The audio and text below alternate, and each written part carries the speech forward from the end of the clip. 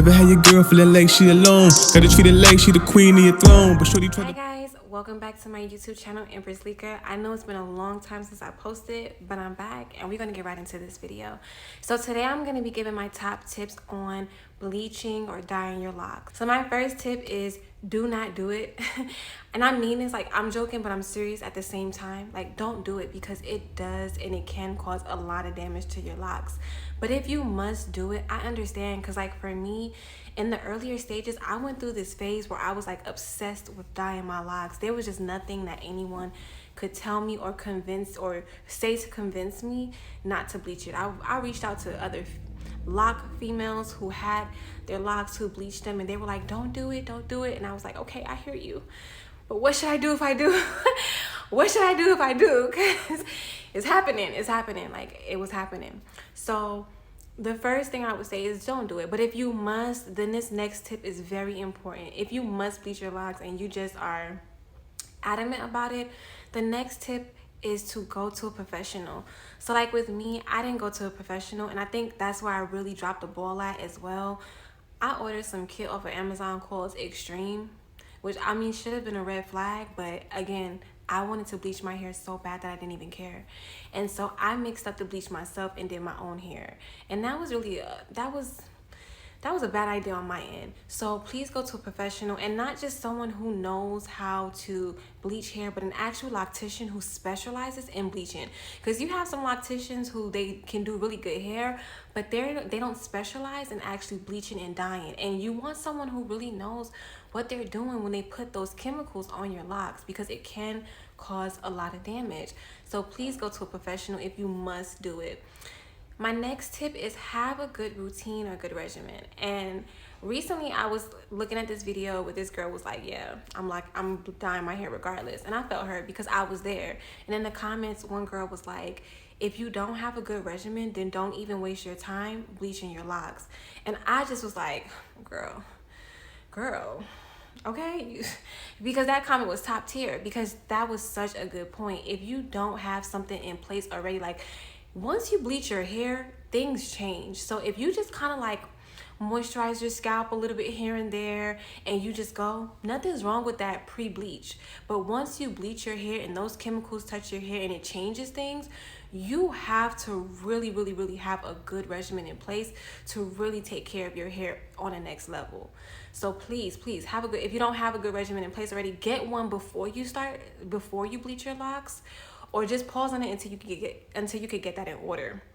My next tip would be to be consistent. So once you get a good regimen, meaning you have taken the time to figure out what's best to hydrate your hair, I'll do another video like really getting into like some really, I'll do another video really getting into some good natural things that you can do to hydrate your hair, like aloe, rose water, a little spray bottle with a little rosemary, like different things like that.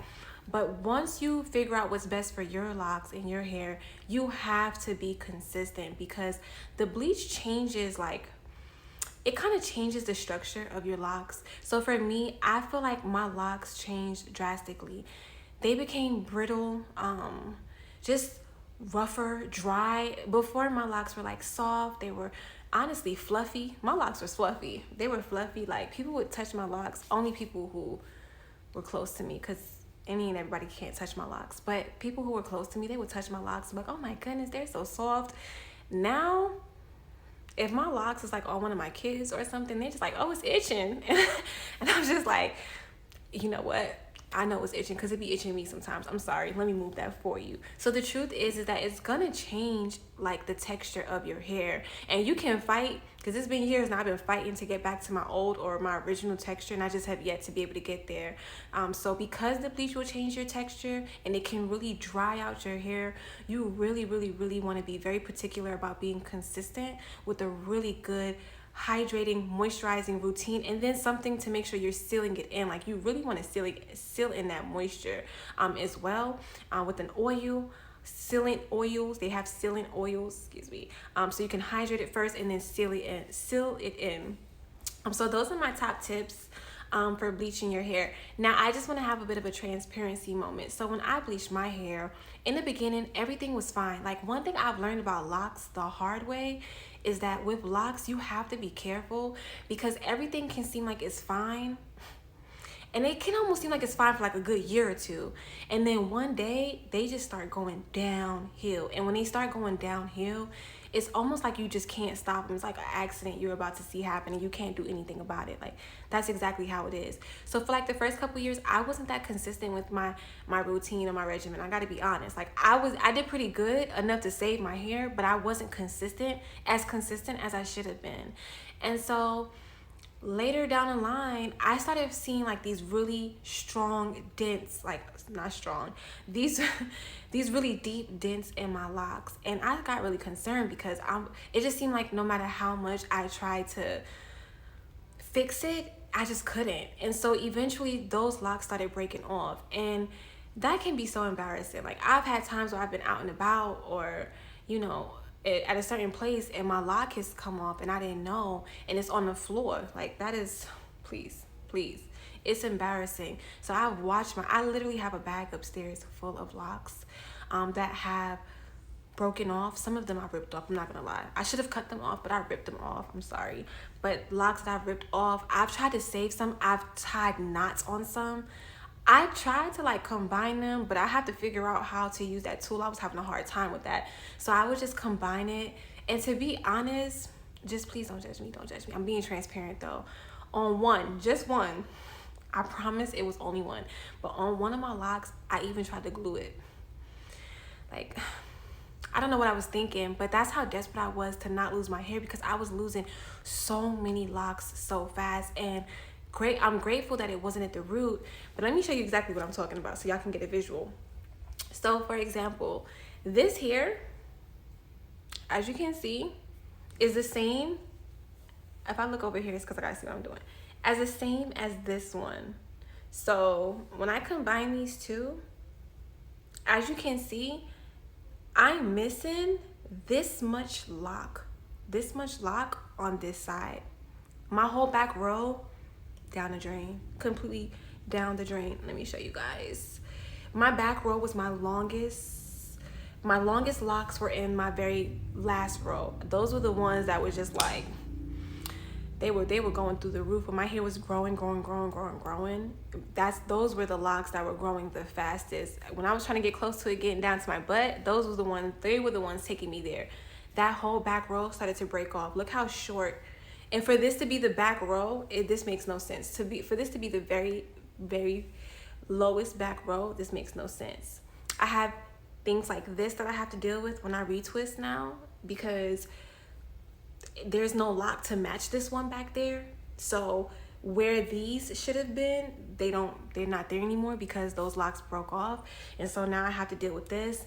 And then unfortunately, one thing that I really am sad about is my front ones. Let me show you guys here, because my little two antenna ones, these also uneven. I folded this to try to make it look a little better, because I hate that look, like that one I just showed you where it's just one hanging out the twist. I really hate that because it just kind of, to me, makes my twist out look a little ugly, so I don't really like it.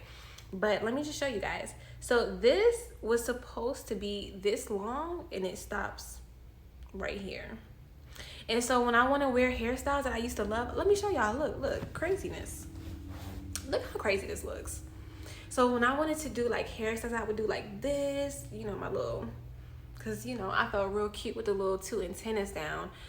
I can't even do those hairstyles anymore. If I do, I have to try to pull the ones from back here in order to do that, because this one is so much shorter than this side now that, to me personally, it looks crazy, and I just don't want to be out looking crazy. So I'm telling you from experience, locks, I'm telling you, let's fix this first and foremost, because this hairstyle wasn't given for that direction. Okay, now that we have that fixed, I'm telling you from experience that bleaching your locks will cause damage if it's not done correctly, and if you do not properly maintain and care for your hair after. So this is part 1 of my video. Part 2 will be about how to properly take care of locks. But thanks for watching. If you like this video, hit that subscribe button, like, and definitely leave a comment below. I would love to hear some of y'all experiences and things like that. But thanks for watching. Bye.